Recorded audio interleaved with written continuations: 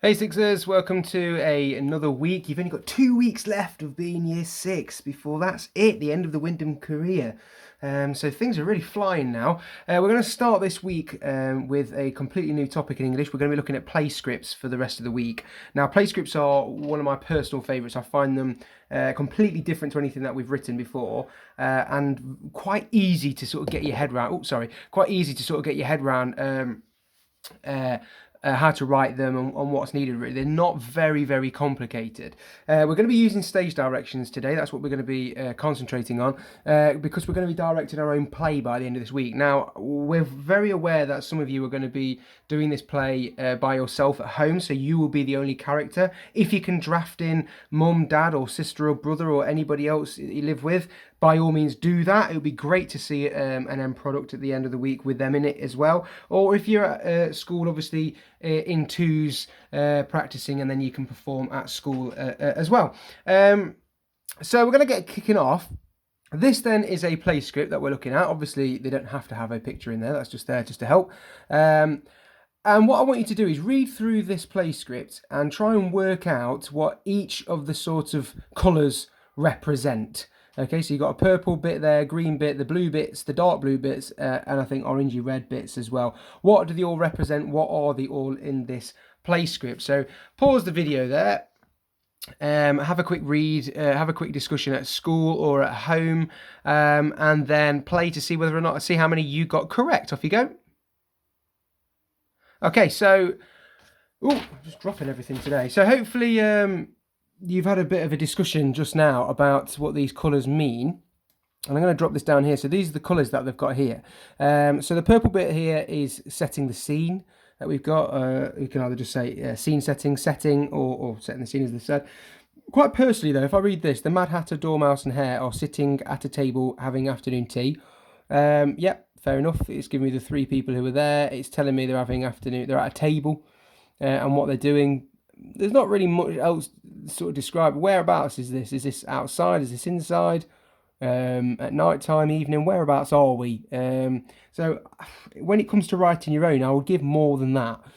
Personally, I prefer like 2 or 3 sentences using lots of adjectives in there to really paint that picture for the person who's reading this play script. I like this. The green bit here is stage directions here. So it tells me what that person is doing. And then, in fact, I should probably rewind because the blue bits, well, actually, so the light blue bits then are our character names. And if you notice, we've got the character name and then that special punctuation piece there, that colon, before something happens. And then we've got the dark blue bits, which are character directions. And then the speech that we've got here, this is what they say. Now, if you notice, when it comes to the speech, what is it that they haven't got around the words? And it is the inverted commas. They're not needed for a play script because the whole play script basically is to be said, is to be acted. So we don't need to be writing inverted commas all the time. Otherwise, they'll just be littering the place. I do like this, though, character directions. So if I rewind here, stage directions, it'll be stage and character directions that I'd have in there.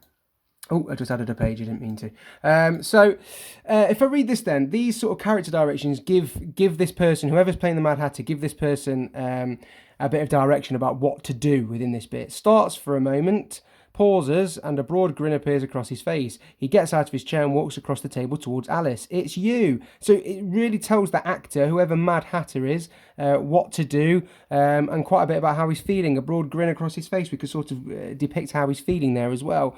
Dormouse, exasperated. So this is how he's saying it, exasperated. Lovely adverb there. No, it's not. Hare brought us the wrong Alice.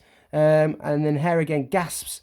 Gasps and throws his hands against his head. It's the wrong Alice. So it's a really nice sort of, really good stage directions there. Now, if you notice as well, the stage directions aren't every time somebody speaks, because we've got to leave it up to the actor as well. But you get what you've got here are enough stage directions to sort of create that mood running through your whole piece, okay?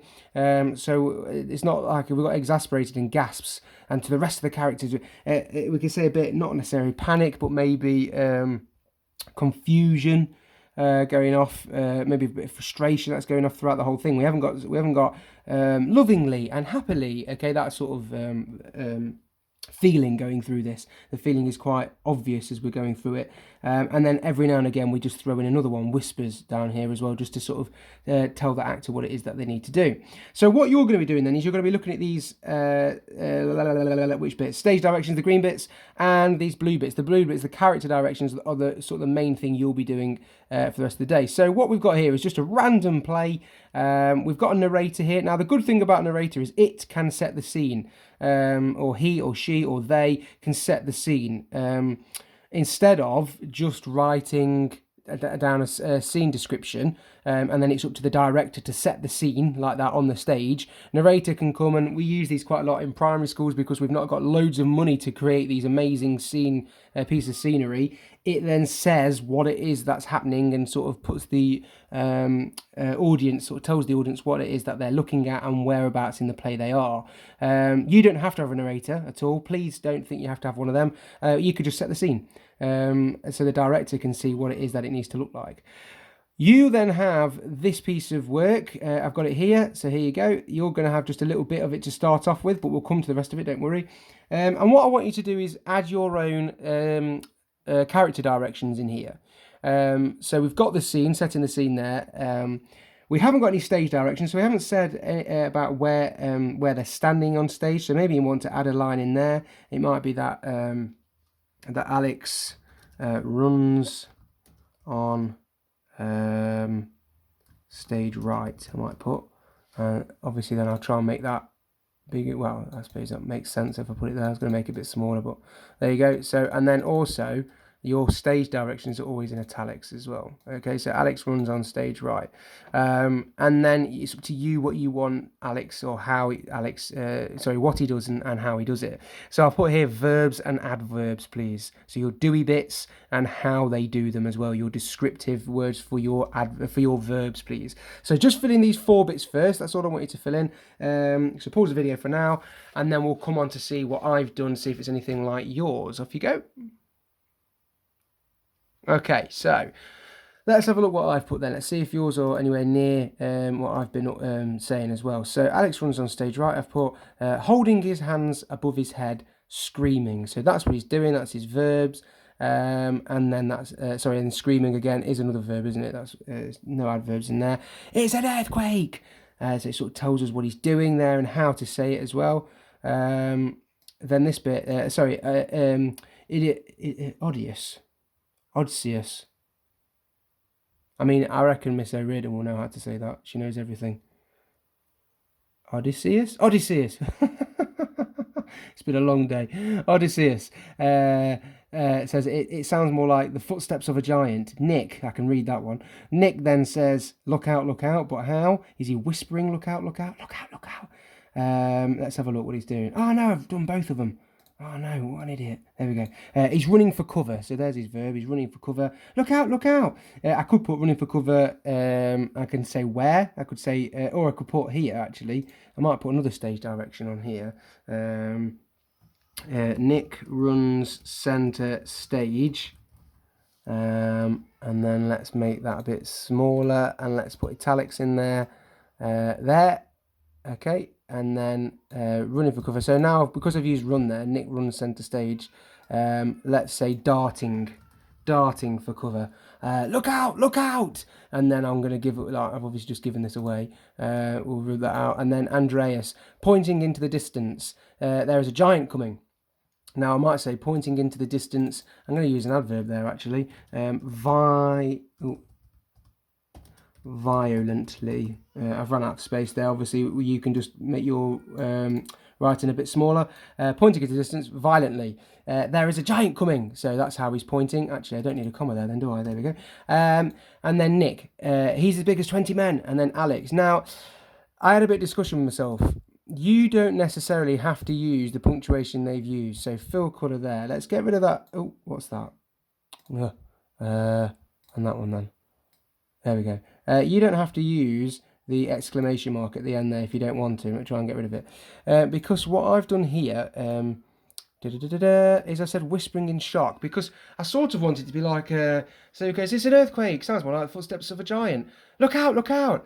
There's a giant coming. He's as big as 20 men. And then sort of a pause, and then That's big. The sort of thing like that whispering there. So you don't have to use the exclamation there for him to always be shouting if you don't want to.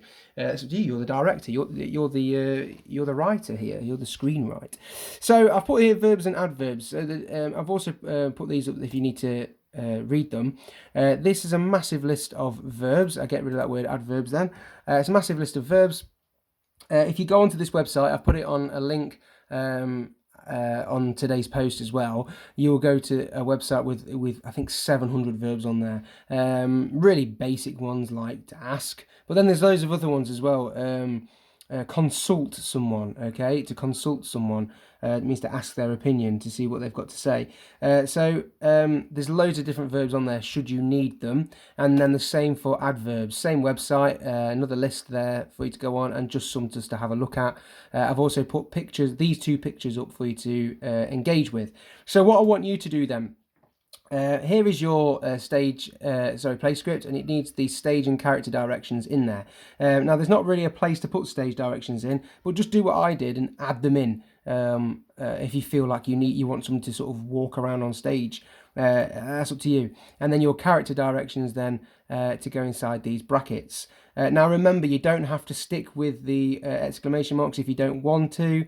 If you want somebody to whisper or something like that, that is up to you. You are the playwright. Okay, so there's that bit and then this little bit on the end there, and that's it. So what I'd like you to do then is post this once you've filled it out onto the Class Dojo or Google Classroom. Also, if you're at school, lots of people have been posting them whilst at school on their iPads. But then also have a go at, like I did here. I mean, I did do it quite rushed, but have a go at actually doing it as well. Be these characters and read through it to see if you've used the right verb and adverbs, and to see if you want to change something instead of shouting or something into the whispering, and see if it makes any difference as well. Because the way they say things will really change the mood of the writing. Okay, so like we had here, lots of exasperation and gasping. If you change these, it might be that the hare instead of gasps and throws his hands against his head. That to me makes it sound like he's really quick. It's the wrong Alice. But if you had it so almost like he was worried and he was slowly croaking in worry, it's the wrong Alice. It completely changes the way that he says it. So have a little experiment as well by actually saying it, and see if you come up with any different verbs or adverbs as well while you do it.